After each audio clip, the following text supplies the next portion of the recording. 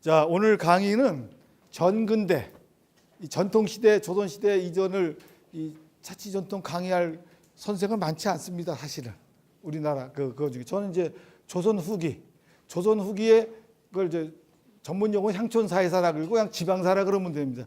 지방사 중에 향약이라고 있죠. 덕업상권 예덕상교 해가지고 서로 지방자치적 측면을 갖추고 있고 사는 서로 상부상조하는 요게 제 전공입니다. 그러니까 이제 이 지방자치 요거에는 제 전공이 제일 잘 맞아요.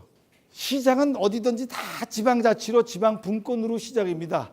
유럽도 나라가 많잖아요. 유럽 대륙에 이게 다 분권 사회였어요. 분권 사회였다가 이제 뭐 통합이 되고 흩어지고 그런 거니까 우리도 당연히 고대에는 청동기 시대가 있지만 청동기 시대는 부족연맹으로 다 왕국으로 다 나눠져 있었죠. 이제 그런 데가 이제 고조선, 부여, 옥조, 동해, 맥구 이게 우리 한반도랑 만주 쪽에 다 이게 분권적으로 부족연맹체로 있다가 이제 인지가 발달하고 문화가 발달하면서 이제 우리 삼한 시대를 겪었죠. 만, 변한, 진한. 그래서 이제 지역별로 이렇게 쫙 나눠졌고요. 그러다가 이제 신라가 통일 이제 합쳤죠. 합쳐지면서 이제 하지만 이 분권 합쳐지면요. 이 신라 화백제도라는 것은 육부족이 있었잖아요. 이게 합의체입니다. 그래서 그 골품제도 있지만 그 만장일치 제도를 채택해서 반대하면 죽여요. 그 무섭죠. 근데 어쨌든 이제 그게 이제 삼한 시대의 상황이라 통일 신라에 되는 이제 국가 형태로 갔죠. 갔지만 이 경주라는 지형적으로 경주가 한쪽에 쏠렸잖아요. 지역은 이쪽 지역까지 다 통일 신라 지역으로 들어갔는데 그러니까 분권적 요소를 다 옛날에 갖고 있었다 이 말이에요. 부족연맹으로 갖고 있고 한쪽 구석에 쳐져 있는 경주의 수도가 있으니까 뭐 부공경, 남원경, 서원경 해갖고 서원경 하면 뭐 청주 쪽으로도 가고 충주로도 부공경 가고 이렇게 소경들을 구주오소경이라 해서 또 작은 이제 서울들을 두기도 했지만 이제 호족들이 당연히 바로하게 되죠. 그래서 9군데의 호족들이 이제 등장하게 되면서 이제 다시 분권적인 측면이 강화되죠. 그래서 이제 그 오교 구산무이라는 말이 있는데 이 통일신라는 불교를 중심으로 국가를 이루려면 국가 이념이 있어야 되잖아요. 그러니까 우리는 그 선진 제도의 중국에서 받아들인 이 상층 종교인 불교를 받아들여서 이제 말하자면 이 종교의 불교에서의 부처님이 세속에서는 임금이죠. 이제 이런 식으로 그다음에 이제 보살이 세속에서는 이제 호족들, 귀족들 이런 식으로 이제 등치를 시켰던 거죠. 이제 각 지역에 9군데 지역에서 호족들이 이 발효하게 됩니다. 그랬더니 이 오교는 뭐냐면 법상종, 열반종, 계율종에서 정통불교의 부처님의 말씀을 적은 게 불경이라고 부르죠. 우리 카톨릭에서 성경이라고 그러고 그 불경을 가지고 부처님의 말씀을 가지고 거기에 따른 교파적 해석의 뭐 감리교, 뭐 성결교, 무슨 장로교 나누시 5개로 나눠서 이제 하는 겁니다. 이건 정통적인 세계에서 이제 취급하는 게 오교고 이 구산무는 각 지역의 호족들도 자기들의 무슨 정신적 지주가 필요하잖아요. 뭐 똑같은 사람인데 뭐하러 저 사람한테 우리가 굴복을 해요. 그러니까 이것은 내가 하늘로부터 부처님으로부터 공인을 받았다라는 뭘 만들어야 돼요. 뭘 만들어야 되니까 이 사람들은 어떤 중국에서 그 당시에 선종이라는 게 유행했습니다.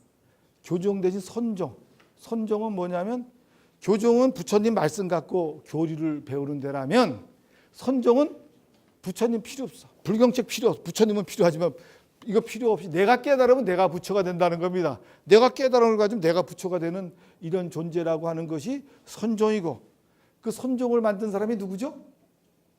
선종을 만든 아주 유명한 사람인데 달마 대사가 인도 뭐 달마가 무슨 동쪽으로 온 까닭 뭐 이런 말이 있잖아요.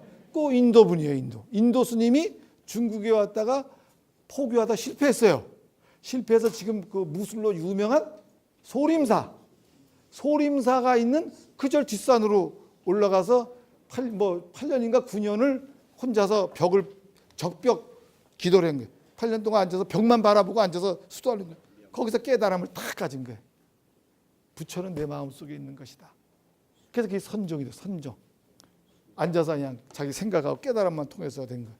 그래서 이 선종이 중국에서 새로운 종교 이념으로 유행하기 시작했는데 이거를 통일신라 시대 때 지금은 얼마 전까지 미국 유학이 최고 이제 유명해지는 거잖아요. 출세하려면 그 당시 신라 시대에는 최치원이냐 이런 분들이 중국 유학을 가야지 당나라 유학을 가야지 이제 벼슬도 하고 최고가 되잖아요. 그게 다 스님들이 간 거예요. 스님들이 가서 이제 그런 유학을 하게 되는데 그때 간 스님이 중국의 선종의 1대조가 달마고 2대조가 해가고 이렇게 6대조까지 있어요. 6대조가 해능 스님. 이제 종정이지 요즘 말하는 종정이 있는데 그 다음에 7대는 우리나라로 넘어온 거예요. 우리 스님들이 고승들이 많습니다. 고승들. 물론 이제 의상대사는 중국도 알아주지만 그분은 교종 출신이고 이 선종은 아니고. 그래서 이 호족들이 각 지역의 9군데 지역에 있는 이 전라남도의 장흥 가시산 보림사가 그 중에 9개 산문 중에 하나인데 그게 바로 이제 들어오고 그다음에 여러 강원도의 강릉의 사굴산 사지 뭐 이런 지역에 9군데 큰 선종 사찰이 있는데 바로 그게 호족이 바로 하는 지역이에요. 왜? 호족들이 절에는 경제적 기반이 필요하잖아요. 그거를 호족들이 대주고 또 절에는 일반 민중들이 오잖아요. 대중들. 이거는 호족 편을 들게 만들어주고 그래서 그 사찰하고 호족이 이제 밀착을 해서 힘을 갖기 시작하는 거죠. 그러면서 이제는 통일신라가 흔들리게 되면서 다시 이제 왕건에 의해서 통합되는 이런 과정을 거쳤기 때문에 이 분권은 지방자치 분권은 우리 역사상에 먼저 중앙집권보다 더 먼저 된 전통이다. 이렇게 생각하시면 돼요. 중국도 마찬가지예요. 중국이 하나로 통일된 저기 언제예요? 기원전 BC 221년에 진시 황제가 처음으로 통일했고 그전에는 수많은 나라가 존재했죠. 바로 그 시절에 공자님이 사셨던 겁니다.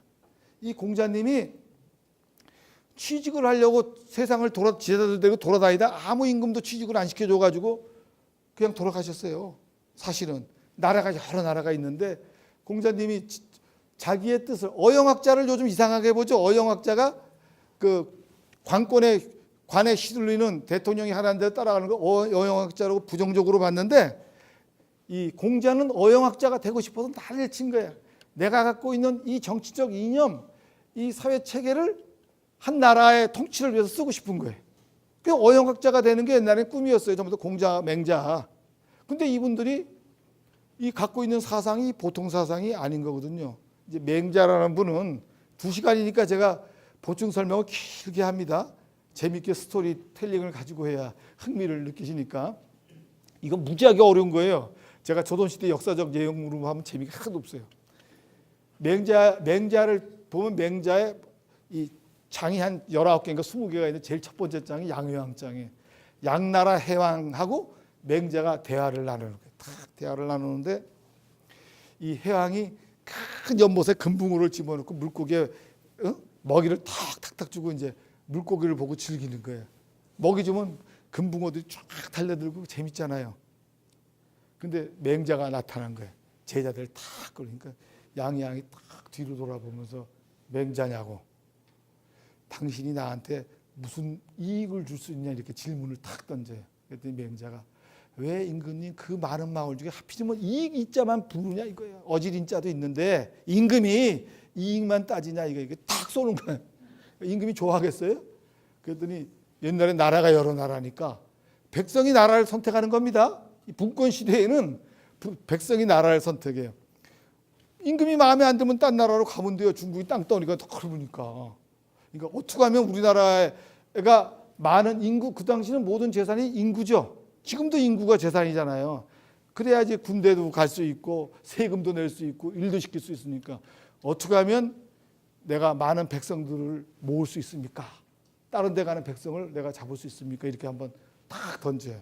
던지니까 맹자가 딱 보고 뭐라고 하냐면 임금님이 이렇게 즐기시는 거 이거 좋은데 이거를 혼자 즐기지 말고 백성과 함께 즐긴다면 임금님이 궁궐을 짓고 싶다면 하루아침에도 궁궐을 지어줄 것이다. 여기서 나온 한자 네자 제가 지금 벌써 얘기했어요. 네자 맞춰봐요. 혼자 즐기지 말고 같이 즐겨라. 맞췄어요. 여민동락 더블여자 백성민자 같을 농자 같이 즐겨라. 이게 민본 사상이에요. 그러니까 유교 사상이 지금도 존재하는 이유는 지배층을 위한 논리지만 민이 근본이다라는 사상을 가졌기 때문에 조선시대에도 가지고 있고 요즘도 계속 유교가 의미를 갖추고 있는 겁니다. 보니까 양평의 수준이 높네요. 금방 탁 맞히네. 이 공자맹자는 취업이 안 되지만 어영학자가 되고 싶어도 안 되지만 그분들이 키운 제자들이 뭐 사업으로 가서 돈 번 사람도 있고 국가 큰 대부로서 본 사람도 있어요. 그래서 그 제자들에 의해서 이제 그 유교 정신이 이제 있어져 왔던 거죠. 그래서 어쨌든 그 중국도 진시 황제가 통일시키기 전에는 전부 분권적 사회였다. 이제 그렇게 얘기하고요. 그래서 열국이 분리받은 시대였다. 고려 시대도 사실은 통일은 됐지만 그 전에 분권된 요소들이 각 지역에 그 남아 있습니다. 그래서 그 각 이런 단위에는 촌주를 둬갖고 이제 호장들에 의해서 이제 통치가 되는 이런 시대였죠. 그리고 이제 고려라는 나라는 권문세족이라는 소수의 귀족들이 전국을 장악하는 이런 시대였어요. 그러니까 이 고려에서 조선으로 바뀐다는 말은 단순히 왕씨에서 이씨로 바뀌는 것이 아니라 고려보다는 조선시대엔 더 많은 사람들이 정치 행위를 할 수 있는 좀 더 민본적인 측면으로 갈 수 있다는 역사적 발전 과정입니다. 불교를 이념으로 삼았으면 이제 이 민본 정치의 중심인 유교 윤리를 이념을 가지고 소수의 권문세적이 이제 통치를 했다면 수많은 농장 땅을 이제 소수의 귀족이 가졌다면 조선시대는 신분제 사회가 되지만 한 10% 정도 되는 양반 사대부에 의해서 이루어져간 역사적 발전 과정이죠. 이제 그 다음에 이제 조선 시대를 들어갔지만 이 조선 전기하고 후기가 좀 틀려요.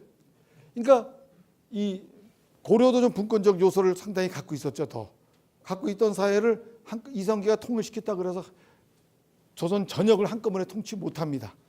그다음에 우리 생활 습관이 하루아침에 바뀌지 않죠. 그래서 조선 전기에는 고려형 요소가 상당히 남아 있습니다. 그래서 어떻게 하냐면 9년에 수령이라고 다 지역 통치를 양평 이제 부로 제가 승격 드릴게요. 양평 부라 그러면 부사가 마음대로 안 해요. 국왕의 대리인 부사를 견제할 수 있는 장치를 둡니다. 유양소라는 걸 둬서 요즘 말로 말하는 지방의회입니다. 조선 전기부터 지방의회가 있어요. 그래서 거기 유양수, 자수가, 별감이 이런 사람들의 직책을 가지고 수령을 견제, 감시하는 이런 기능을 조선 전기에 했었습니다. 이제 조선 후기에 들어가면 임진왜란을 겪으면서 이제 중앙 집권화가 조금 더 강화되죠. 양반들이 이제 경제적으로 다 피폐해지니까 그러면서 향청이라는 이름으로 바뀌면서 이제 수령 휘하로 들어가지만 조선 전기에는 비교적 사족들의 양반들의 지방 통치 자치를 맡겼어요. 어떤 걸 맡겼죠? 세금 거둘 때 이제 세금이 조용조라 그래요. 조는 그 자기 땅에서 세금 농사진 거에 대한 10분의 1 세금이 조입니다. 용은 이제 용병할 때 쓰는 용이죠. 군대 보내는 16세부터 60세까지는 군대를 가야 되고 군대를 안 가면 군역세를 내야 돼요. 양반은 안 내요. 양민만 냅니다. 천민은 안 내요. 천민은 사람이 아니기 때문에 자기 주인한테만 매여 있습니다. 그러니까 도움은 안 줘요. 국가에는. 그게 신분제 사회에서의 특징인데 그다음에 마지막 조자는 이 고르다는 조자로서 공물을 바쳐요. 이 지역에 나는 특산물을 지역마다 다 다른 특산물을 온 마을 동네가 다 바쳐야 되는 거예요. 근데 이 A 마을 국수리하고 무슨 신원면에 국수리하고 무슨 다른 동네 리 단위로 공물을 넌 10가만이네. 넌 5가만이네. 이거를 누가 하냐면 수령이 하는 게 아니고 지방 여기 토들이 유양수 좌수 별감이 결정을 내는 양반 자치권을 가졌습니다. 그러니까 분권이죠. 유양서는 분권 조직이 있는데 그럼 유양서가 또 대장이 아니고 유양서 위에 향회가 있어요. 향회. 유양서는 집행기관일 뿐이고 향회가 있어요. 향회가 진짜 지방의회입니다. 향회 멤버들, 향회 지방의원들, 요즘 말하는 지방의원들 멤버가 들어가 있는 명단을 향안이라고 해요. 향안에 누가 올라가냐는 거 투표로 합니다. 양반이라고 무조건 가는 게 아니고 그 당시는 가문, 좋은 가문인데 그냥 뽑는 게 아니고 신문사니까 부모처 삼향을 봐요. 삼향. 그 부가 아버지가 옛날 향안에 올라가야 돼. 지방의회 의원을 했어야 된다 이거예요. 두 번째는 외갓집 외할아버지가 향안에 올라갔어요. 세 번째는 장인이. 옛날은 자기가 중요하지 않습니다. 신문제 사회는 내가 똑똑할 필요가 없고 우리 할아버지 할머니가 다 훌륭해야 자기가 그냥 벼슬을 하는 겁니다. 그게 요즘 세상하고는 차이예요.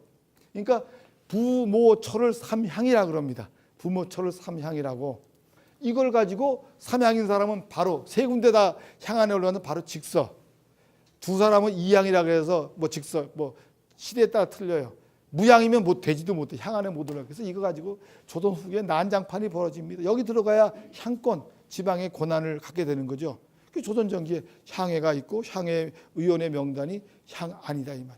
그 집행기구가 유양서, 좌수, 별감들이 그 일을 이제 세금 매기는 일을 했던 거죠. 조선 시대 그 통치 이념은 유교적 이상적 정치 규범이고 주례를 편찬해야 돼. 주례는 뭐냐면 하나라, 은나라, 주나라. 그 주나라가 또 통일했어요 중국을. 그 주나라 통일한 걸 주례라 그럽니다. 주례. 그때 그래서 이 옛날은요. 요즘은 새로운 말을 해야 훌륭한 사람 취급받죠. 옛날은 새로운 걸 하면 모난돌이 정 맞는다고는 이상한 사람 취급받고 그 옛날 사람이 했던 것을 그대로 따르는 사람을 훌륭한 사람으로 취급합니다. 그러니까 3대 이상을 따라 3대가 뭐냐면 하나라, 은나라, 주나라.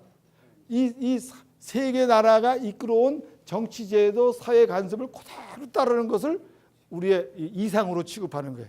그걸 마지막 앙성한 것이 주나라입니다. 주나라 예법을 따르는 것이 최고의 이상이고 조선시대 당연히 그러죠. 이 주나라가 망했잖아요. 이 주나라가 무너지면서 춘추 전국시대가 된 겁니다. 주나라의 정통을 다시 찾게 춘추 전국시대에서 500년 동안 싸움이 막 하다가 이 BC 221년에 진나라가 하나로 통일을 했던 겁니다. 우리는 유교적 국가이기 때문에 주나라 이상에서 모든 걸 따왔어요. 조선시대 이 제도는 중국에서 주나라가 기원전 1000년 전에 만든 나라예요. 기원전 지금부터 3000년 전에 만든 나라니까 이 조선시대는 그 당시 한 2500년 전 주례를 따랐고 이 시절에는 조선시대의 통치는 군신 공치입니다. 임금과 신하가 같이 통치를 한다는 이 개념을 갖고 있어요. 조선시대를 뭐라고 보냐? 양반 관료제라고 그래요. 중앙집권적 양반 관료제라고 옛날에 했어요. 중앙집권이란 말은 뭐냐면 임금을 중심으로 통치하는 나라고 뒤에 양반 관료제란 말은 신하들이 양반 관료들에 의해서 그 나라가 이끌어간다는 겁니다. 정도전이 조선 건국의 기획자잖아요. 정도전이 만들고자 하는 나라는 임금 혼자서 끌고 가는 나라가 아니고 신하들, 이 유교적 이념에 갖춘 이 신하들과 같이 관료들과 같이 이끌어가는 이상사회를 꿈꿨어요. 그게 주례에서 나온 사회입니다. 주례에서 나온 사회. 그걸 꿈꿨는데 이방원이 구테타에 선봉에서도 이방원의 눈에는 그 신하가 임금을 올라타는데 그게 보이겠어요? 그게 죽이는 거죠. 또 세조가 또 구테타로 신하들 까불면 또 죽이는 거고. 이렇게 이제 된 건데 그래서 원래 유교적 이념은 군신 공치가 유교적 이념입니다. 그게 이제 실은 근데 임금은 항상 자기가 쓰고 싶은데 요 당파 싸움의 조장자가 누구냐면 임금이에요. 그 당파 싸움의 조종자는 집권적인 자기 힘을 갖고 있지 못한 임금이 살살 조정해 가면서 이제 가는 사회였죠. 그러니까 분권적 요소를 상당히 가지고 있었어요. 기본적으로. 그다음에 이제 재상제를 채택해서 주례에서 본 재상제는 뭐냐면 그 6살, 7살 먹은 아이도 나라를 통치할 수 있어요? 있어요, 없어요? 6살, 7살 먹은 갓난아이가 임금이 되잖아요, 옛날에는. 통치할 수 있겠습니까? 없겠습니까? 그렇죠. 통치할 수 있어요. 왜냐하면 그 섭정이 누구냐, 그 어머니 이게 아니고 유교에서는 딱 정해졌습니다.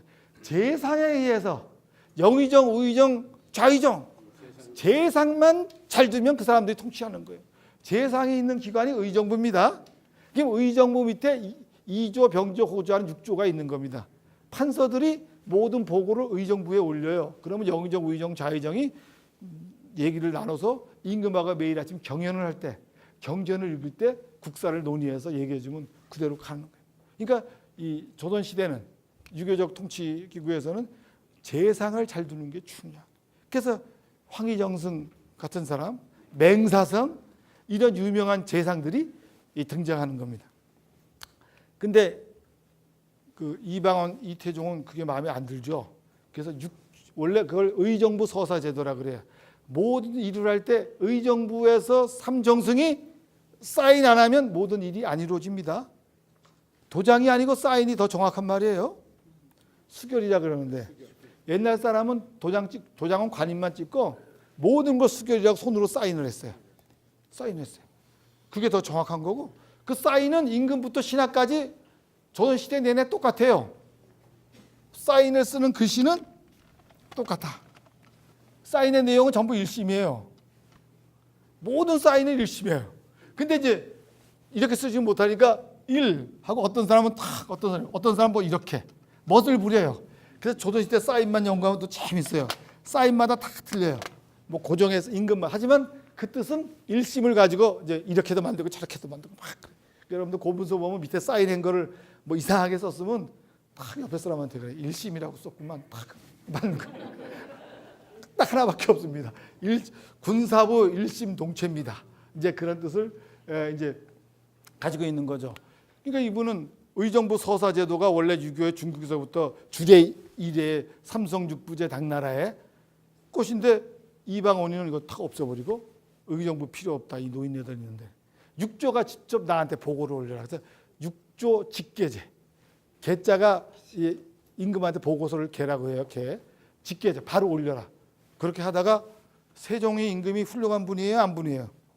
훌륭한 분이잖아요. 그랬더니 이거 우리 아버지가 잘못됐다. 그래서 다시 바꿔서 의정부 서사제도를 만들고 세종 때 훌륭한 황희정승부터 훌륭한 정승들이 나올 수 있게 됐던 겁니다. 이러다가 또 세조가 굿됐다 해서 되니까 또 의정부 탁 없애버리고 없앤 게 아니고 그 무시하고 육조 직계제를 하다가 그 다음 아들 성종 때 다시 의정부 서사제도로 돌아왔죠. 그러니까 이 중국부터 전부 재상제도를 채택하고 있었던 겁니다. 사원부는 정부 기관이 잘못된 것만 비리만 이제 하는 거고 사관원은 임금이 잘못된 것만 공격하는 거예요. 그러니까 사관원이 아무리 야단쳐도 임금이 죽일 수 없어요. 왜 어제 술 먹고 노느라고 아침에 늦게 나왔냐? 사관원이 그렇게 쳐요. 공격을 해요. 그러니까 임금 꼼짝 못해요. 요즘 대통령보다 조선시대 임금이 권한이 더 적습니다. 견제 장치가 철저하게 이루어져 있어요. 유교적 이념에 의해서 경전에 말이지 어느 임금이 당나라 태종은 뭐 이럴 때 이렇게 했는데 왜 임금을 이렇게 못하냐 다 공격하는 거예요. 역사 공부를 시키는 거예요. 경연이 딴 게 아니고 중국 역사책을 가지고 거기서 성현들이 했던 일이 이런 걸 했습니다. 성인이 되십시오. 이렇게 이제 가는 거죠. 홍문관은 이제 임금에 이제 자문을 해주고 책도 내고 경연을 준비하는 게 요 세 개의 기관은 벼슬이 낮아도 청요직이라고 여기 들어가야 진짜 훌륭한 집안의 인재를 낳은 것으로 이제 취급하죠. 그러니까 뭐 정다산이고 뭐 하던 사람들은 다 여기다 관료를 했던 거죠. 그리고 이제 조선시대 민본 정치를 이제 구현하는 것을. 그래서 이제 억울한 일을 상소제도를 이렇게 만들어 가지고 했던 거. 상피제도라 그래서 같은 기간 내에 형제가 할 수도 없잖아요. 이렇게 서로 피하는 거 이런 거. 종친의 부마 취임 불가. 뭐 철저하게 인척은 못 들어오는 거예요. 지금 미국 트럼프는 가관이잖아요. 우리 조선시대 유교 이런 애 보면 자기 딸 뭐 자기 사위 다 한쳐요. 그 엽간제도라 그럽니다. 근데 그게 꼭 나쁜 제도는 아니에요. 왜냐하면 자기를 도와준 사람을 주는 거예요. 그리고 자기가 끝나면 다 떠나야 돼. 다 떠나야 돼. 거기 못 있어요. 그 대신 직업 공무원 제도가 있어서 직업 공무원들이 딱 그 나라를 지키는 거예요. 트럼프가 아무리 까불어도 4년 있다 쫓겨나면 그만이에요. 하지만 직업 공무원들은 자기 자리를 딱 지키고 있죠. 자기 역할을 하는 거예요. 사실은 좀 지금 대통령 그런 거 하고 싶겠죠. 노골적으로. 뭐 실제 하기도 하고. 어쨌든 그 장단점이 있어요. 그 제도를. 그러니까 이제 이런 게 있고 이 종친 부마들은 관직을 못 갖습니다. 그래서 제일 불쌍한 사람이 누구냐? 조선시대 부마. 임금의 사이는 능력이 있어도 표수를 못하네. 그 중에 제일 불쌍한 부마가 누구냐? 동평이라고 효종의 이 사위인데 이 사람은 수가 나쁘게 공주하고 결혼했는데 공주가 일찍 죽어버렸네. 20대 초반에. 그랬더니 이제 무슨 일이 발생하냐면 국가에서 부마가 임금의 사위가 세 장가를 들 수 있느냐 없느냐 갖고 난리가 난 거야. 어떻게 해요? 세 장가 들어야 돼요? 못 가요? 그러니까 못 간다. 이제 평생 마누라가 없네. 첩은 있어요. 옛날엔 처하고 첩하고는 하늘과 땅입니다. 그러니까 여자는 둘 수 있는데 그건 첩이야. 하지만 첩에서 난 자식은 서울이야. 좀 억울한 서자. 조금 차별을 받잖아요. 그 첩은 있어요. 첩은 두는데 하여튼 근데 이 첩은요 그 남편하고 하루 저녁 홀랑 못 세웁니다. 잠깐 볼일만 보고 나와야 돼요. 정처방에서는 밤을 새워도 이 법도가 무서운 거예요. 조선시대 양반은 아무나 하는 거 아니에요. 다 지킬 수 있어야 하는 것이지. 정처 구분이 확실합니다 이게. 그래서 어쨌든 이 상피제가 둬가지고 이 직급은 있는데 동평 위가 벼슬 이름이에요. 정오품, 정사품 밖에 있지만 안 돼. 그다음에 이제 궁부일체 뭐 어쨌든 이건 뭐 지나가고 관찰사는 이제 도단위를 이제 하고 수령을 이 사람은 수령만 평가해요. 수령이 국왕의 대리자로 지방 행정 사법 군사권을 가지고 있고 갖고 있고 이 수령은 7가지 일을 하는 게 목표가 딱 정해졌어요. 농상성 농산 일을 흥하게 하도록 인구를 늘리고 학교를 교육을 부흥하고 군정 이 무기들을 수리를 잘하고 훈련을 잘 시키고 부역을 균등하게 하고 사송을 간단하게 하고 송사를 그다음에 나쁜 향리들 가나를 없애고 7가지를 딱 수령 목표가 딱 정해져 있습니다. 그래서 수령 발령 받으려면 임금 앞에 딱 서가지고 저걸 읽어야 돼. 자기가 외워야 돼. 농상성 인구증. 근데 요거 못 외워서 발령 못 받은 사람도 나옵니다. 임금 앞에가 떨면 그렇게 되는 거죠. 실제 얘기예요 지금. 그 밑에 이제 작청이라고 향리 육방이죠. 유양소가 요거잖아요. 지방민의 자치를 허용하고 좌수 별감이 있고 덕망 있는 인사로 선출하고 수령의 비행 감찰 수령을 견지하는 요것이 있는데 조선 후기는 향청이 돼가지고 수령 밑으로 이제 들어갑니다. 경제소에 또 둬가지고 말하면 서울 돌아가는 뭐 소식을 알아야 될 거 아니야. 양평 사람이 지금 무슨 서울이 어떻게 돌아가는지. 그래서 서울에 경제소를 줘요. 연락소, 양평 연락소야. 그러니까 양평 경제소가 서울에 있고 이제 서울에서 있는 사람한테 지정을 해서 하고 이 경제소는 무슨 일을 하냐면 서울에 있는 정보 이런 걸 계속 날라주고 이제 서울에 누가 이번에 양평 부사로 발령났다. 이러면 양평 부사가 발령받는 대기하는 동안 한 달 필요해요. 그때 촌지를 다 돌려야 돼. 자기 이런 글씨 써주는 사람, 자기 추천해주는 사람 무슨 그 연구조사인 거 보니까 36군데 뇌물을 줘야 돼. 돈이 필요하잖아. 돈이 필요해. 요 돈을 이제 경제소에서 양평 경제소에서 돈을 빌려주고 이제 부사가 온 다음에 돈을 벌어서 갚는 거죠. 그러니까 부정부패가 될 수밖에 없는 시스템이에요. 봉급도 없었어요 옛날에는. 봉급도 없어요. 자급자족이니까. 경제적 자급자족이니까 지방자치면 경제도 자치가 돼야 되는 겁니다. 지금 여러분들이 세금 안 내면서 지방자치 예산만 달라 그러는 것은 조선시대보다도 못한 지금 행위를 하는 거예요. 여러분이 세금을 많이 내야 됩니다. 우리가 지방 재정 자립도가 지금 10% 20%뿐이 안 돼요. 서울도 100% 안 됩니다. 그러니까 지방 재정 자립이란 굉장히 중요한 겁니다. 그러니까 여러분이 지방자치를 외칠 때는 세금도 제대로 내야 되겠다. 이거 지방세 이런 거 많이 내셔야 돼요. 그런 분들을 애국자로 취급하는 이런 문화가 돼야 되는 거예요. 근데 국화도는 못 먹는 놈이 바보다. 먹는 게 임자다. 그래서 국회의원이 가서 막 깡패 노릇해서 막 뺏어오고 막 주고. 이거는 조선시대보다 못한 행위입니다. 그러니까 여러분 스스로가 희생을 해야 돼요. 지역을 위해서 애양심을 가지시고 우리 지역을 위해서 하겠다. 이런 자세를 가져주셔야 됩니다. 그게 역사 공부하는 이유예요. 이따가 또 나와요. 이제 제일 마지막 결론에. 그다음 있고 유양소 경제소 향회가 지금 내가 말한 거죠.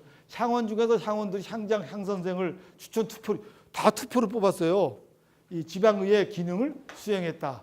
향원은 또 향원들 추천으로 향안에 등재된 인물이고 현직이야. 그러니까 우리 집이 옛날에 양반했다 소용없어요. 양반 중에 양반. 저기 들어가야 향안에 이름이 올라가야지 아, 우리 집이 양반 중에 양반이었구나. 되지. 뭐 양반이 옛날에 그랬거든.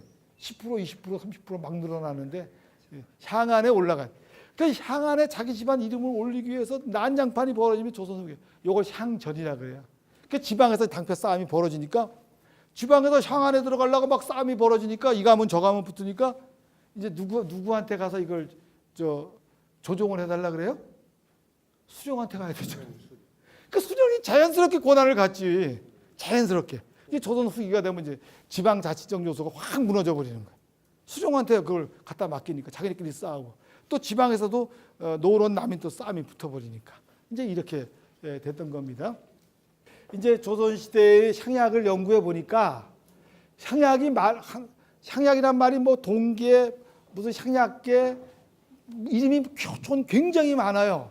왜? 조선 시대는 기본적으로 자치입니다. 9년 단위는 다 자치적으로 그 지역 사람들에 의해서 운영하도록 했어요. 조선 후기까지. 실제 이런 자치 전통을 여러분이 살려야 되는 게 지금 오늘날에. 근데 이제 향약 가지고 향약이란 규약을 가지고 자치를 했던 겁니다. 했던 건데 이게 보면 그 향약을이라고 썼지만 그 성격을 내가 구분해 보니까 향규라는 게 하나 있고 그 다음에 동계라는 게 있고 동계 뭐 이 정도는 다 아시죠? 한자를 주현향약이라고 주현향약이라는 게 있고 이제 나눠 보니까 촌계라는 게 있더라고요. 촌계라는 게 향약 똑같이 향약이라고 쓰지만 이 네 가지가 있더라니까 네 가지가. 아 그래 봤더니 향규는 뭐냐면 향회가 아까 있었다 그랬잖아요. 향회. 지방의회인데 지방의회를 운영하는 규정이 있어야 될 거 아니에요. 그 규정이 향규입니다. 근데 이거는 주로 이제 이 대상이 이 주체가 이건 사족 양반이 양반. 그럼 이 지역의 이 대상이 누구냐면 양반이에요. 이건 주로 양반들을 대상으로 시행을 했습니다. 그래서 우리가 아는 퇴계향약이라고 퇴계 선생이 만든 향약은 우리가 지금 말하는 덕업상과 여수상교 하는 향약은 우리 게 아닙니다. 중국의 여씨가 사는 동족마을에 자기 마을 사람들끼리의 규약을 만든 통치 규약을 만든 것이 여씨 향약인데 요거를 주자라는 유명한 사람이죠. 공자 이상으로 유명한 사람. 공자의 내용을 주자가 송나라 때 다시 재편성을 했어요.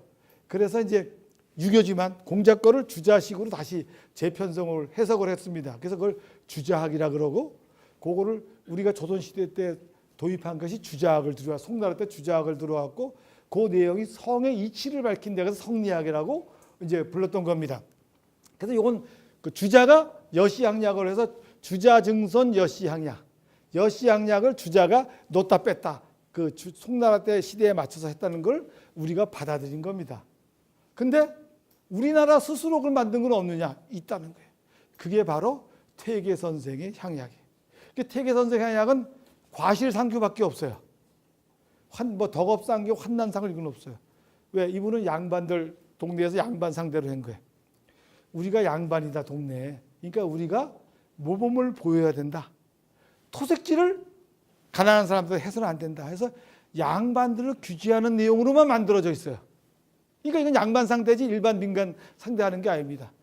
요걸 더 멋있게 포장을 하면 유럽에서 그 기사도 정신을 다른 말로 말하면 뭐예요? 노블리스 오블레자라 그러죠. 귀족으로서 자기가 존경을 받는 대신 존경을 받고 세금을 받는 대신 그 지역 주민을 자기가 외부로부터 보호해 주는 겁니다. 이게 노블레스 오블레자 정신이죠. 우리나라에 노블레스 오블레자가 있어요? 없어요?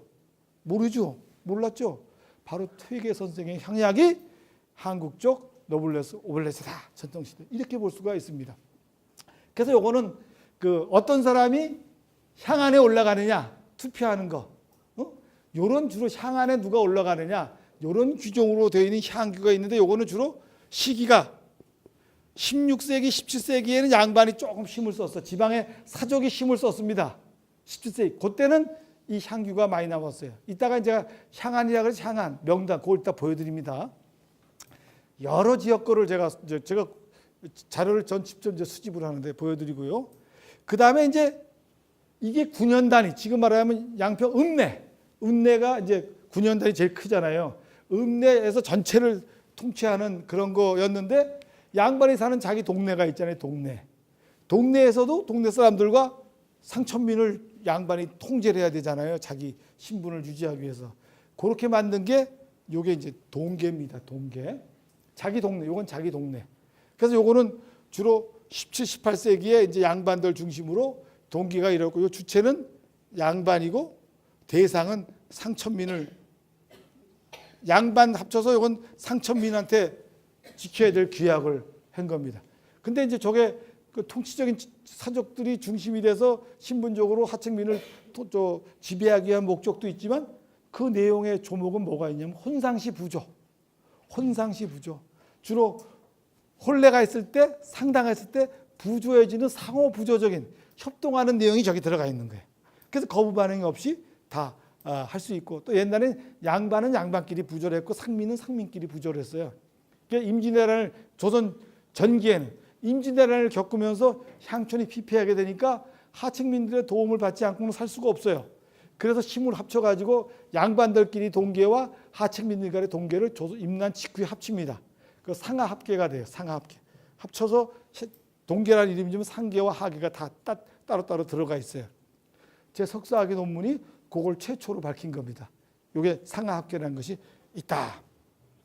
그래서 어쨌든 여기는 그 상천민들끼리 하는 것도 있지만 주로 양반이 하층민을 지배하기 위한 도구로서 17, 18세기까지 역할을 했고 18세기쯤 오니까 양반들끼리 다투잖아요. 자기네끼리 다투고 이러니까 이 사람들한테 일을 못 맡기겠다 이게.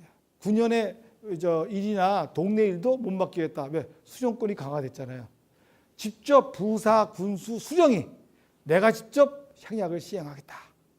국가에서는 한 번도 향약 시행하라고 한 적 없어요. 법이 아닙니다. 하지만 법보다 더 무서워. 자치법이라는 게 굉장히 무섭습니다. 관습법이라는 게 헌법보다 더 무서운 거예요. 그 동네에서 자치규약을 만들어서 잘못하면 불씨를 안 빌려준다거나 공동우물을 사용하지 못한다 그러면 죽는 거예요. 쫓겨나는 거잖아요. 더 무서워. 자치라는 것을 여러분이 쉽게 생각하면 안 됩니다. 자치에는 권리와 의무가 같이 들어가 있는 거예요. 그러니까 수령이 직접 와서 시행해 버려요. 그래서 이것을 주연향약이라고 이제 이름을 이제 붙였어요. 주연향약이라고. 그래서 이거는 누가 주체냐? 이거 수령이 관에서 직접 하거나 또는 양반이 하더라도 수령의 도장을 받아야만 돼요. 그래서 향약 자료에 보면 관인이 지켜요. 수령의 허락을 받아야만 하는 겁니다. 그리고 이것은 상천민 상하 모두 통제 대상으로 들어가고 이건 18세기, 19세기에 주로 됩니다. 고종 때까지도 이 향약이 있어요. 고종 때까지도. 그 다음에 촌계는 제가 연구를 하다 보니까 여기까지는 이게 내가 아는 상호 부조적이고 서로 도와주는 이런 게 아니야. 수평적으로 서로 이웃 간에 도와주는 이런 측면이 아니고 위에 지배층이 사족이 지역의 하층민을 지배하는 이 도구로서 사용하잖아요. 이건 내 공부하는 목적이 아니죠. 우리는 보통 사람들이 우리 다 상민들, 양민들이 서로 돕고 사는 이런 공동체적인 관계를 전 연구하고 싶은데 열심히 했더니 이게 사실은 이제 그런 측면이 있어요. 긍정적인 혼상시 부조하는 혼례가 당했을 때 특히 상당했을 때 특별히 전부 다 집집마다 뭐 쌀 한 가마니 뭐 가마니도 갖고 가고 술 안 내줍니다. 향약에는요 상갓집에 찾아온 손님한테 절대 술 안 줍니다. 음식은 자기 먹을 음식은 자기가 가져간다. 자기가 까는 깔개는 가마니를 가져간다. 물론 양반들은 이제 노비를 보내죠. 노비를 보내고 이런 식으로 상당히 협조적으로 이제 잘 됐는데, 근데 이 촌계야말로 상민들, 이 마을이 양반만 사는 그 동종 마을이 한 10%도 안 되고, 그다음에 양반 상민이 같이 섞어 있는 반상 홍고촌이 한 20, 30% 되고 나머지 60%는 전부 다 상천민만 사는 마을이에요. 지금도 뭐 같은 신분이 사는 사람이 많이 있죠. 비슷한 사람들이. 그러니까 여기 상민만 사는 60, 70% 사는 동네에는 어떻게 됐느냐. 그 다음에 대상은 자기네끼리 같은 상민끼리. 요건 18, 19세기에 주로 유행을 했는데, 지금 행정동이 있으면 행정동에서 행정동 밑에 자연 촌락 30호나 50호 되는 그 자연 촌락들이 한 12개씩, 10개, 12개씩 있잖아요. 행정 통제가 아니고 동은 국가의 통제 안에 행정동이 있고 행정 밑에 우리 부락이라고 자연 부락. 바로 자연 부락마다 요 촌계가 있었던 겁니다. 촌계가 존재했어요. 진짜로. 근데 이 사람들이야말로 진짜 아는데 기록을 하나도 안 남겨요. 기록을. 양반 기록밖에 없고 이 사람들은 관습법이니까 기록을 남길 필요가 없어요. 부모한테 나쁜 짓 한다면 덥석놀이. 뭐 당연한 거니까. 당연하니까 기록을 안 남겨요. 촌계가. 그래서 저는 이제 이걸 연구하고 싶은 거예요. 이거를 이런 우리의 자치 정통을 서로 돕고 사는 이 전통을 살려야 되는데 이게 없는 거예요. 그래서 가만히 보니까 여기에 기능이 한두 개 있어요. 기능을 보니까 촌계란 말이 써 있는 데가 있어요. 보니까 이 부락마다 뭐가 있죠? 정월대보름날 동제를 지내잖아요. 마을 수호신한테. 이게 사신공동체라고 신을 섬기는다는 뜻이에요. 사신공동체 기능이 있구나. 그건 제가 쓴 말이 아니고 왕조실록에 나와요. 기능 하나. 두 번째는 노동공동체. 둘의 노동공동체 있죠? 농사 질 때, 모 심을 때 동네에 한 사람씩 인력이 나와가지고 동시에 같이 심어야 되잖아요.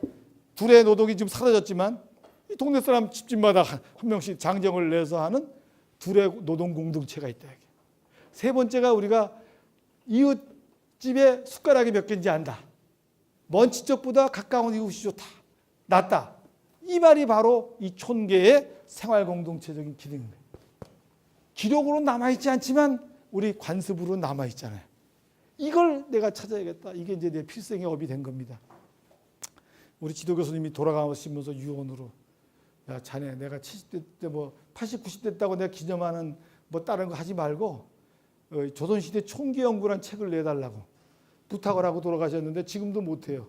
기록이 없으니까. 근데 있었다. 그게 봤더니 하나가 찾을 수 있는 게 뭐냐. 다 없어졌지만 정월 지금도 부락마다 여기 양평에 있을걸요. 정월 대보름 동제 지내는 집 있습니까? 말구타는 동네 있죠. 전국에 200~300개가 남아있어요. 그래서 제가 그때부터 민속을 해야겠다. 관행으로 남아있으니까. 그래서 제가 그걸 사진을 한 30년 동안 찍었습니다. 1년에 한 군데뿐이 못 가요. 30년 동안 찍은 거. 그래서 제가 한국의 마을 공동체 문화란 주제로 이제 강의를 30년 동안. 외부의 특강행만 오면 그것만 해요. 이건 안 했어요. 이거는 작년부터 시작한 거고 이 주제는 그 주제를 가지고 잃어버렸던 우리의 마을 공동체적 정신. 진짜 신납니다. 신나. 제가 이 경기도 쪽은 별로 안 뛰었는데 경기도 저쪽 있었죠. 반월면부터 시작해서 이 충청남도, 전라도는 제가 주로 다녔고 이 경상도 양반 동네는 유교식 의례를 해서 재미가 없어요. 이 축제 문화가 아니에요. 그건 진짜 축제입니다. 그래서 해왔는데 이 촌계라는 게 있었다. 그것까지 이제 알면 이제 여러분들이 이제 이해가 되셨죠? 요렇게 한 다음에 이제 저거를 읽으면 무슨 뜻인지 압니다. 근데 이제 이 아까 조선 전기 향규에 또 어떤 내용이 있냐? 고려 말에 조선을 만든 사람은 지방의 향리였어요. 정도전이 향리 집안입니다. 왜 위에는 귀족이 있고 향리들이 지배하니까 요 사람들이 이제 무력을 가진 이성계와 결탁을 해서 구태타를 하고 이 지방에 있던 향리들이 정도전 같은 사람이 중앙으로 가서 벼슬 하니까 양반이 됐고 똑같은 지방에 같은 향리 집안인데 지방에서 그냥 향리 노릇을 그냥 벼슬 안 하고 중인으로 향리 노릇을 계속하면 향리예요. 이게 서울 가서 벼슬한 사람이 수령이 돼서 내려오면 그 밑엔 고려시대에는 똑같은 집안인데 이제는 신분이 뒤바뀌어 버렸죠. 그러니까 이제 신분이 높아진 양반들이 옛날에는 같은 신분이었지만 조선시대 100년 정도 지내니까 중인하고 같이 놀아서는 안 되잖아요. 향리들을 배제시키는 이런 내용이 이 향규에 들어가 있는 거예요. 응? 향리는 배제시켜버려. 그 다음에 양반끼리 놀자. 이렇게 된 거예요. 이제 그 내용이 여기 있어요.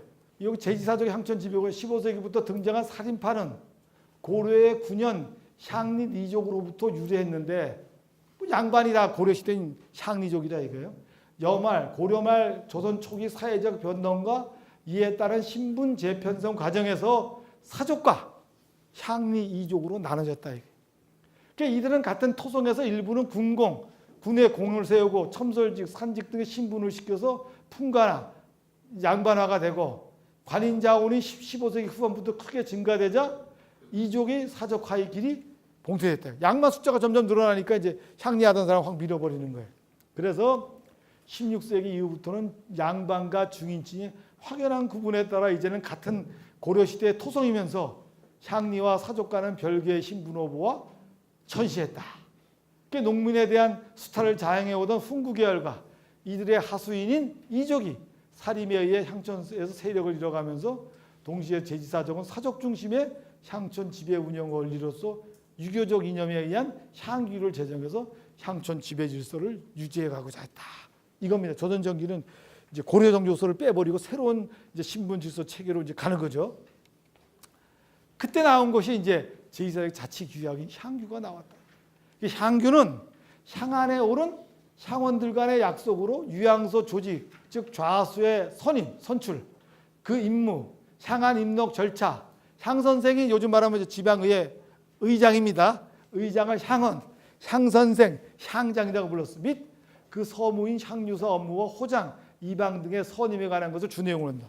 그래서 향리들 임명을 유양소에서 하는 거예요. 유양소, 향규에서. 그러다가 이제 향촌에서는 향규, 향안을 통해서 토성이 아닌 새로 들어온 사적과 향리들의 향권 참여를 배제하는 동시에 제지 사적들의 하층민에 대한 무단 행위를 견제하는 등 자율적 규제 속에서 향촌 사회를 안정시키고 치양지인 향촌을 통제하는 사람으로서의 위치를 지켜나가고자 했다. 이게 바로 퇴계의 예안향림약조. 예안현에서 퇴계가 향해서 약속한 세운 것이 예안향림약조입니다. 이걸 이제 퇴계향약이라고 부르는데 이것이 바로 노블리스 오블레제의 성격을 갖고 있다. 이겁니다. 더 관심 있는 분들은 이제 퇴계향약을 인터넷에서 찾아서 읽어보세요. 그러나 임난을 겪으면서 제지사적의 경제적 기반이 붕괴와 그들의 기반이었던 유양소 또 향안이 다 불타버려요. 소실된 상황이나 향사당 향안의 중수, 향약 동계 실시 등으로 사적 중심의 향촌 지배 질서로 임난 후에도 꾸준히 기득권을 유지하고자 했다. 당연히 양반들이 기득권을 계속 유지해야 되죠.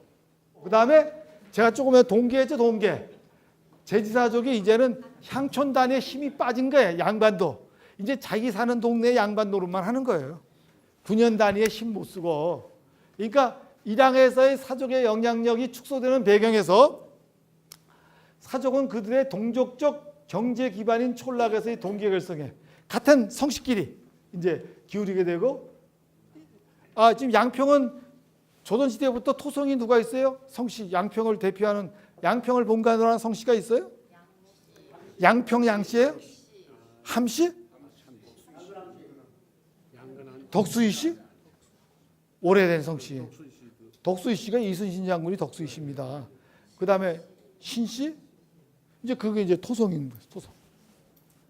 그래서 이 임난 후에 상하 동계의 시행이 그것이다.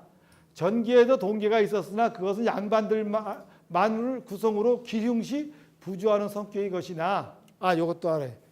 친목계들 하면은 또 상당했을 때 누구 부주해야 되냐 갖고 또 싸워요. 조선시대에 딱 정했습니다. 향약에 정했어요. 부모 기처, 부상, 모상, 기, 자기 기자, 처상, 사상만 부조 딱 합니다. 그 위에는 안 해요. 쌀 같은 걸 거두니까 너무 많은데 해줄 수가 없어. 그래서 부모 기처입니다. 조선시대에는 부모 기처 딱. 그 다음에 또 이제 이 선배 후배 또 따지잖아요. 나이 갖고. 요것도 향약에서 딱 정했습니다. 10년, 나보다 10년이면 형사지. 형을 섬기는 뜻이. 형으로 모셔. 10년 이상만.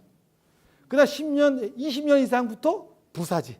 부모를 섬기듯이. 20년 넘으면 부모 모시듯이 하고 10년 이상은 형님으로 모시고 10년 아래 위에 10년 이내는 친구야.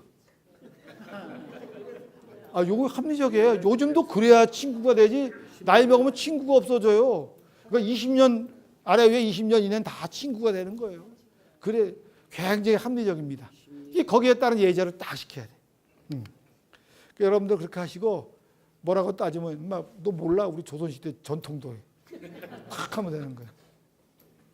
자, 그래서 이제 이 전기에도 그래서 난후에 임진왜란 후에 동계는 정기 양반들의 동계 즉 상계와 상천민들 간의 상호 규검하던 규검은 도와도 주고 저 단속도 하는 거예요. 조직인 향도 같은 하계를 합쳐서 상하 합계 형태였다.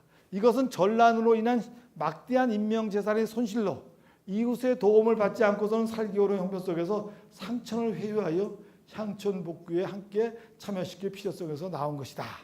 그러나 이것은 난후 양반들이 상천을 회유시켜 합력하고자 한다 해서 반상 간의 차별을 완화하고 있는 것은 아니다. 이분들이 동계 새로 만들 때 상천민 끌어들일 때 서문에 뭐라고 쓰는지 알아요? 싹 꼬셔요. 야, 우리가 모두 사해 부모님 어머니 뱃속에서 다 나온 사해 동포다 그래. 사해는 온 세상 아니에요. 바다가 내온 동포다. 같은 동포란 말은 같은 뱃속에서 나왔다는 뜻이에요. 어머니 뱃속에 나온 동포니까 우리가 힘을 상하 합력해서 살자 이렇게 딱 써요. 진짜로 양반들이 꼬시는 거예요. 근데 완화하는 게 아니고 상하학계 형태의 동계를 통해서 사족은 기층의 민중 조직을 포용 흡수하여 사적적 신분 질서를 재강화하려는 목적을 사실은 가지고 있었던 거예요. 실제는 상천민들끼리 하는 건 총계입니다. 총계.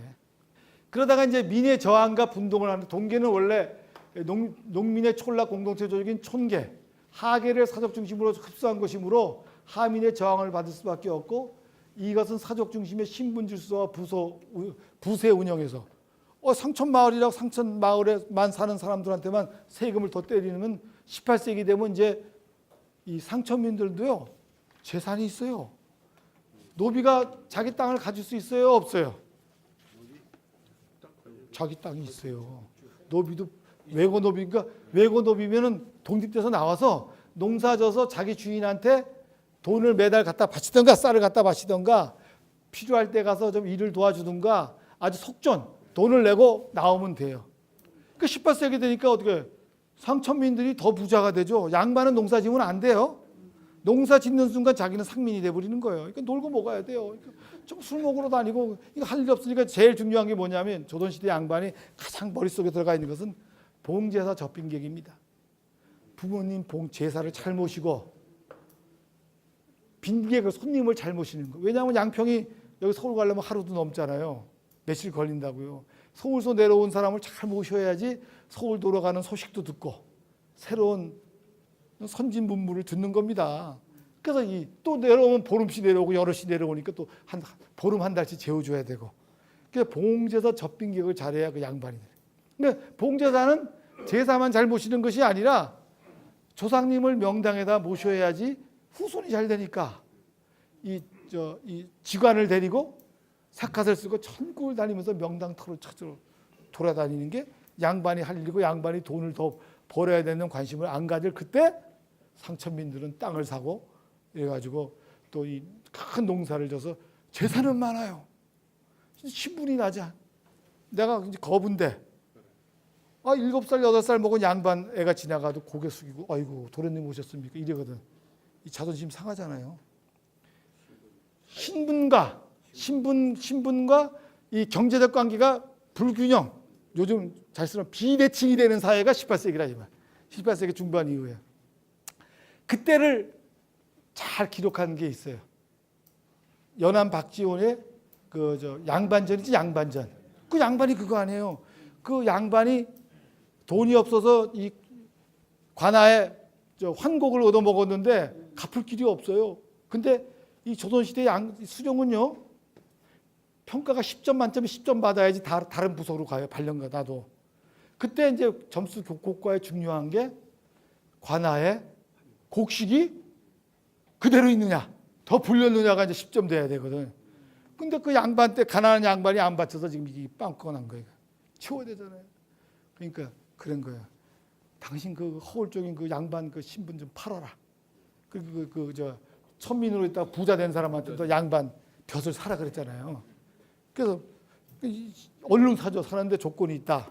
양반이 되면 가르침을 뱉어도 안 되고 헛기짐을 해도 안 되고 쌍소리해서 욕해서도 안 되고 뭐 이런 거 다 해놓으니까 이 사람이 양반 사서 좋아하는데 이거 지키기가 힘들거든요. 그 양반 벼슬 양반 필요 없다고 던져버리는 게 그 양반전이죠.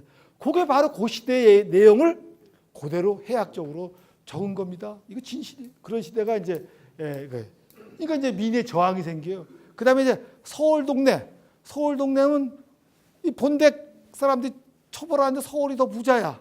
그게 분동을 해요, 분동. 그래서 대구 부인동에 가면 서울들이 떨어져 나와서 자기네끼리 부인동 동계를 만듭니다. 있어요. 그런 데가 많아요. 그래서 이 양반들의 그 동계에서 분동에서 나가는 사례가 18세기 중후반부터 막 나타나는 거예요. 그래서 이제 촌계가 되는 촌계가. 그래서 이제 저항을 받으니까 이게 부세 운영에서 이제 신분 질서가 무너지는 거예요. 그래서 이제 이 18세기 들어와서 중앙정부의 향촌 통치 강화책으로 면리제의 시행 과정에서 사족이 중심이 된 동계 조직이 부세 수치 단위가 되는 공동납제에서 그 위치가 흔들리게 되는 거예요.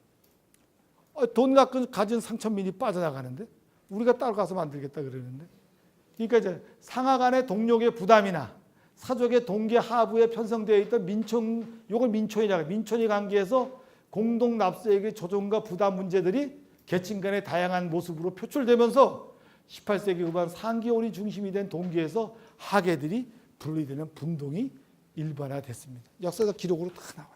이제 이렇게 돼요. 시대가 바뀌는 거죠. 이러는 상황에 지방이 이제 향촌 수령의 힘이 세졌잖아요. 양반들 신모 써서 막 하층민들한테도 쫓겨나가는 이런 상황이 되는데 이제 주연향약을 시행하는 중세적 질서, 지배 질서가 여러 변화가 일어나는 형세에서 사족을 통한 이사양민, 양반, 사대부를 통해서 백성들을 지배한다 하는 요게 이제 전문 용어예요. 이사양민이라는 간접 지배 방식을 조선시대에 계속 가지고 있었어요. 근데 이 양반이 안 돼. 이제 양반 갖고 오니까 9년 체제의 정비 과정에서 수족이 직접 향촌 사회를 장악해 나가고자 했고, 바로 수족의 직접 지배 방식의 하나가 수령이 앞장서 시행한 주연향약이다. 이 향촌의 교화를 사족이 잘못 썼네. 사족이나 향족에게 유양소에 있던 향족에게 자치적으로 맡길 수 없는 상황에서 수령이 적극적으로 나오는 향약이 출현하게 된다. 이거예요. 주연학의 성구는 율곡 선생입니다. 이 율곡 선생은 이분도 훌륭한 사람. 근데 율곡 선생은 너무 똑똑해서 49살에 돌아가셔서 9번 장원 급제, 시험만 치면 급제. 천재. 근데 이분은 계속 벼슬을 했잖아요. 임금이 안 나죠? 계속 임금 옆에 벼슬을 시키는 거예요. 그러니까 이 사람은 글을 많이 안 남겼죠. 글을 많이 안 남겼어요. 그래서 이제 율곡 학파가 이제 적은데요. 그 대신 이 율곡의 이 정신은 이 경기도, 충청도, 호남 사람들한테 다 넘어갔어요. 노론, 조선시대는 전부 다 호남이 250년간 잡았어요. 충청도, 전라도가 조선시대를 250년 동안 장악했다고요. 이 전라도 사람들이 지금 경상도 뭐 5, 60년 잡는 것 같고 욕하면 안 됩니다. 250년 동안 잡았어요. 그래서 그 노론 세력 쪽이 전부 다 율곡 선생 제자들이에요. 퇴계 선생은 남인이야. 이 사람들은 벼슬을 못했어요. 그 시골에 앉아서 공부만 하고 문집만 낸 거야. 그 요즘 보니까 지금 제자들이 많고 저서가 많잖아요. 그 제자들, 그 퇴계 학파가 더 세고, 율곡 학파는 현실 정치에 뛰어들어서 그 당시에 백성을 살리기 위한 정책 대안들을 내세웠기 때문에 안 됐는데, 이게 이분이 이제 충주의 서원경입니다. 통일신라 시대 서원경이 이제 서쪽에 서울이라는 뜻이에요. 청주 목사를 가갖고 향약을 시행한 거예요. 주연 향약을. 이분은 18세기가 아니고 벌써 16세기에 일찍이 이제 향약을 만들었어요. 그래서 주연 향약의 성부자는 율곡이 있어요. 향약이 지금까지 유명무실했던 이유는 시행했다 말았다는 시행의 일관성이 없었던 점과 마을마다 촌계가 있으나 관권의 뒷받침이 없어서 범법자가 있더라도 징계할 수가 없으므로 효과적인 시행으로 주요는 면을 리를 감독해야 된다. 그래서 청주 목사시에 서원향약을 만들었고, 이것은 호남 지방이 주연향약에 전형이 되었다. 그래서 이 지방간이 통치하는 데는 전부 율곡 향약입니다. 퇴계 향약은 경상도 지역에서 이제 나섰고, 반면 이제 영남 지방은 이 퇴계 선생의 제자인 김기라는 사람이 김기입니다. 퇴계 선생의 주연 그 향약을 집어넣어서 만들었어요. 그래서 이제 향촌 자치력이 약화되는 과정에서 원용되고 했으나 빛을 못 봤어요. 그 주연 향약은 내용은 뭐냐? 수령이 통치하려는 내용은 목적은 뭐냐? 이거는 이제 상품화폐 경제의 침투. 그때는 이제 농법이 발달해서 이 수공업자는 국가의 관영에 납품하는 것만 하다가 일반 민간에서도 이제 사치를 할 수 있는 풍조가 생깁니다. 상품 화폐 경제가 동전이 유통되고 발전하게 됩니다. 그다음에 토의 침탈 등으로 농민의 유망 현상, 동네에서 떠나가는 현상을 심각하게 받아들여 이들에게 권농을 강조해서 농사 지라에게 상부상조하는 농업 공동체적인 향약을 권장했다. 이와 함께 부세의 과도한 부담을 줄이고 토, 향족, 향리층에 의한 무계도한 침탈을 방지하고, 즉 사회 경제적 변동 속에서 향약을 통하여 농민의 이탈을 막고 농민들을 향촌 사회에 긴박시키며 그들을 공동체적으로 결속시킴으로써 농업 경제에 바탕한 체제의 안정을 시켜야 된다. 아니 농사짓고 생산력 있는 사람을 토색질해서 동네에서 떠나게 가면 어떻게 해요? 그 사람들을 일을 시켜서 생산력을 살려야 돼. 이제 이 목적이 그거죠. 그래서 주연 향약은 상하 전원이 의무적으로 참여하고, 뭐 이 도약장, 유향소 중심의 향약장, 도약장 수령이 택하고, 강면에는 풍원을 두고 면을 기간 단위로 해서 동계를 하부 구조로 해서 군현에서 면, 면에서 동 단위로 통지하는 이 체제를 이제 만들었죠. 근데 이것도 다 시행된 게 아니에요. 수정이 가서 자기가 할 때 하면 하고 안 하면 안 해요. 이거 토색질이 깠다 가면 심해요. 그래서 정다선 선생은 목민심서에서 썼어요. 향약이 호랑이보다 더 무섭다. 호랑이보다 더 무서워서 이 지고재수한 수정들이 뜻은 높은데 재주는 부족해요. 이런 수정들이 향약을 시행하는데 이 폐단이 도적보다 더 심하다. 훌륭한 인격적으로 훌륭한 수종을 만나면 잘 되는데 내가 이 발령 받기 위해서 돈을 10,000냥 20,000냥 썼잖아요. 그럼 거기 가서 그걸 뜯어야 되잖아요. 그럼 향약을 시행해서 도리어 이 예석상규, 이 아름다운 풍속의 예석상규가 너 양반 앞에서 말 타고 지나갔지? 안 내리고 막 두드려 패. 돈 갖다 바쳐야지. 향약이 겉은 멋있는데 과실상규가 이거 나쁜 짓 한 거 규약하잖아요. 예석상규 안 지키면 혼나잖아요. 덕업상권이랑 환난상규는 훌륭한데 이렇게 사용될 수가 있는 거예요. 그래서 정다산도 향약 시행하지 말라 그랬어요. 진짜. 그러니까 이것은 아무리 제도가 좋아도 그 시행하는 사람이 마음이 바르지 않으면 아무 소용없는 거예요. 그잖아요. 우리나라 헌법까지 세계에서 좋은 헌법이 없어요. 우리는 그 45년 해방 이후에 만들어졌기 때문에 신흥 국가이기 때문에 다른 나라가 다 시행한 헌법 중에 가장 좋은 것만 뽑아갖고 한 거예요. 그럼 뭐해? 사람 마음이 잘못되어 있는데. 그게 문제인 거예요. 그다음에 운영에 있어서 이제 양반은 너네는 뭐하냐? 풍속만, 유교적 예속만 그 유향소에서 향청에서 양반들이 다루고 이제 이런 내용이 지금 썼어요. 그래서 18세기 되면 사족 세력이 향권의 핵심인 부세 조정에 이제 관여를 못해요.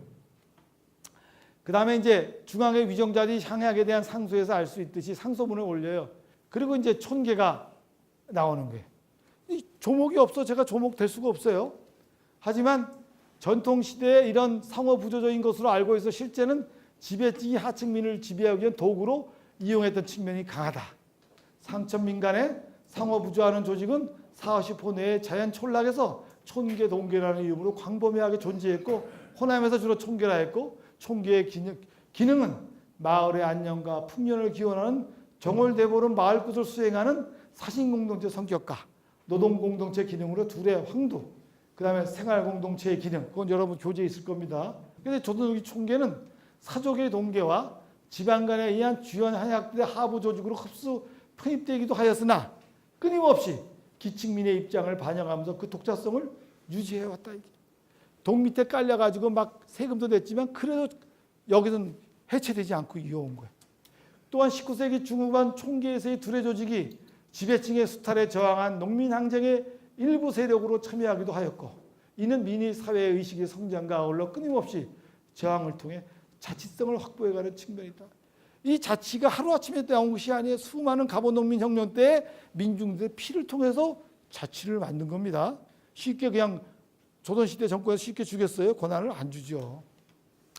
기층민의 조직인 촌계는 지배층의 지배 이념, 사상 간의 일정한 거래를 유지하면서 사족의 동계 등에 흡수되는 등 외형적 형태는 변화되고 있었지만 그 모습이 용해되거나 분해됨이 없이 생활 공동체로서 자생적인 필요를 바탕으로 오랜 전통을 유지했다는 거예요. 요 향약보다는 촌계의 전통을 여러분들이 이어가야 된다. 그래서 전통시대에 어려움에 처했을 때 이웃간에 서로 의지하고 돕는 마을 공동체적인 생활 방식은 발전하지 못한 정체성이 있는 것이 아니라 수많은 자연재해와 지배층의 수탈 속에서 민족적 생명력을 지탱해 주었던 삶의 지혜다. 수많은 지배층의 수탈 외침에서도 조선시대가 왜 500년씩 유지됐느냐 하는 것은 지배층이 통치를 잘해서가 아니고 가장 말단 단위의 상천 마을에서의 촌계에서의 이런 공동체 정신이 공동체적 생활이 500년을 유지해온 것이다. 이렇게 여러분이 이해를 해야 된다는 거예요. 우리는 이렇게 역사를 해석해야 됩니다. 제가 조선시대니까 사회 사람들 친구들 만나면 자 조선이 어떻게 500년이나 세계에서 이렇게 잘 오래된 정권을 유지할 수 있는지 저한테 물어봐요. 그 뭐 자기네끼리 막 떠들고 뭐 어쩌고 하고 뭐 유교적 의례가 잘 됐고 뭐 헌법이 뭐 우리 경국대전이 좋고 막 떠들고 하버드 대학 와그너라는 한국사 교수도 조선시대가 정치인들이 통치를 너무 잘해가지고 잘 됐다는 거예요. 그거 믿겠어요? 양반이 무능했죠. 무능했음에도 불구하고 나라를 유지한 것은 가장 말단 단위의 향약에서의 촌계에서의 이 지방자치적인 이 체계의 공동체 정신에서 나왔다. 이 얘기를 해주면 안 믿어요. 이런 수업을 안 들어봤으니까. 잠깐 뭐 20, 30분의 말로만 해갖고 되겠어요? 이렇게 놓고 배워야 알지. 증거도 보여주고. 그래서 이제 결론이 뭐냐. 일제시대의 기본 정책은 우리 모든 정책을 부정하는 것이었다. 마을의 정신적 유대요 기반이었던 마을굿을 낭비며 미신이라고 금합하는 등 마을의 단합을 온갖 명분으로 탄압했는데 왕년에 우리 농촌이 수전농업사회에서 일반적 속성에 연우하는 상대적인 정체성과 폐쇄성을 지녔던 건 사실이지만 마을 공동체에서의 인정과 의리, 협동과 상호부조는 우리가 새롭게 조명하고 발전시켜야 될 귀중한 전통 문화다. 요 제일 마지막 말은 제 지도 교수님이 내린 결론입니다. 이제 그리고 이제 이거 더해요. 민권이 확대된 게 갑오개혁, 을미개혁. 이때 우리 그 전에 향회는 뭐였어요? 양반들 중에서 양반이 투표로 향안에 올라가서 그 사람들이 향원이 돼서 지방의원이 됐죠. 그러니까 여기서 뭐라고 썼어요? 향규는 주체가 양반이요, 대상도 양반이에요. 상민하고는 아무 상관없죠. 근데 놀랍게도 1894년 갑오농민혁명 이후에 고종시대에 향회 설치에 대한 법률이 나온 거예요. 이것은 갑오농민 1894년 농민들의 농민혁명을 통해서 국가에서 이제는 농민들한테 민중들한테 자치성을 주지하려면 안 된다는 말을 위기감에서 저걸 만들어준 거예요. 그러니까 갑오농민혁명이나 이 밀란을 통해서 수많은 사람은 죽었지만 그 속에서 바로 우리 자치를 만들어낸 겁니다. 이게 굉장히 위대한 정신이죠. 그래서 할 수 없이 향회를 설치하고 그 다음에 5월달에 지방제도 개혁에 관한 조칙을 만들고 조칙은 황제가 조칙이에요. 1895년 11월 3일 날 향회 조규, 향약 판무 규정을 황제가 만들었어요. 그 다음에 지방 개혁 사업을 향회에 맡겨라. 훈령을 황제가 내렸는데 이때 맡기는 향회는 양반들의 향회가 아니라는 사실이에요. 양반 상민이 같이 참여하는 향회를 고종이 만들었어요. 군과 면과 리에 대중소 향회를 두어서 그러니까 군에는 대향회, 면에는 중향회, 리에는 소향회를 두어서 지방에 관련된 각종 사무를 회의하여 결정하고 리의 존의를 리민이 직접 투표해라. 요즘 2장 선거를 뽑아요? 어떻게 해요? 뽑아요.